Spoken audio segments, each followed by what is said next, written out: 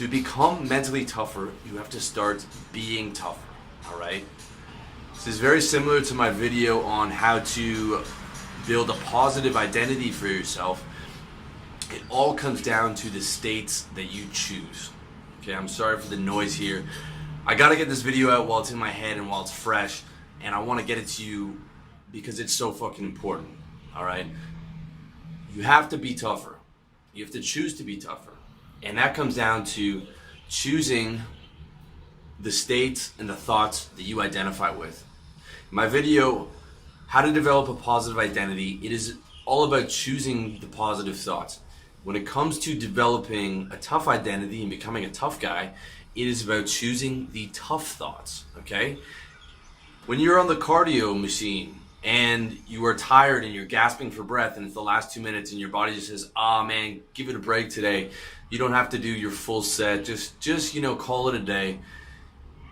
That is the weak decision, all right? You choose the tough decision to stick it out every day. Because half the days in the week I don't want to do my cardio. I do it every day because I know that it makes me feel good. A lot of the time I just want to give up on the last couple minutes because I'm high intensity.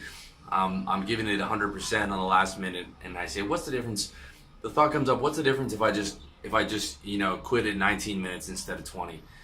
The difference is that I lose my fucking discipline. And when I lose my discipline, everything from there on in starts unraveling, all right? I start cutting corners on my cardio, then I start cutting corners on my work, and I start cutting corners on my diet, and I start cutting corners on everything else, right?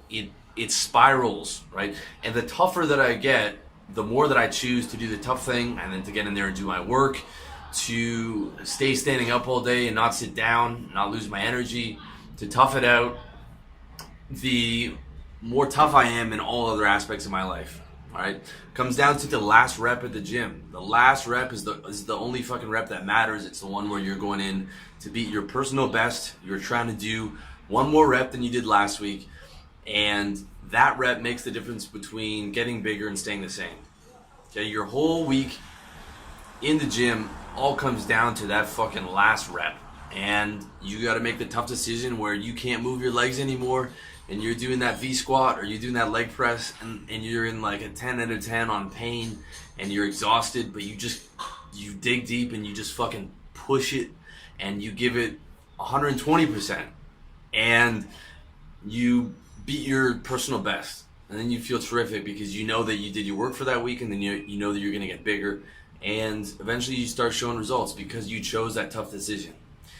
It all comes down to choosing as many of the tough decisions as you possibly can during the day, all right? It is like Tony Robbins says, or the Buddha says. Tony Robbins says that your whole life is a series of state changes. He's 100% right.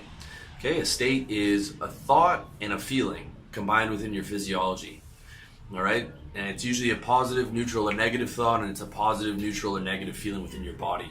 You have anxiety, or you feel calm, or you feel happy and relaxed within your body, or you feel stiff and sore. All these different states that we go through, okay? And your life is nothing but a series of these state changes. Also, the Buddha says, existence is transient, temporary, and life is full of suffering. Buddha is right.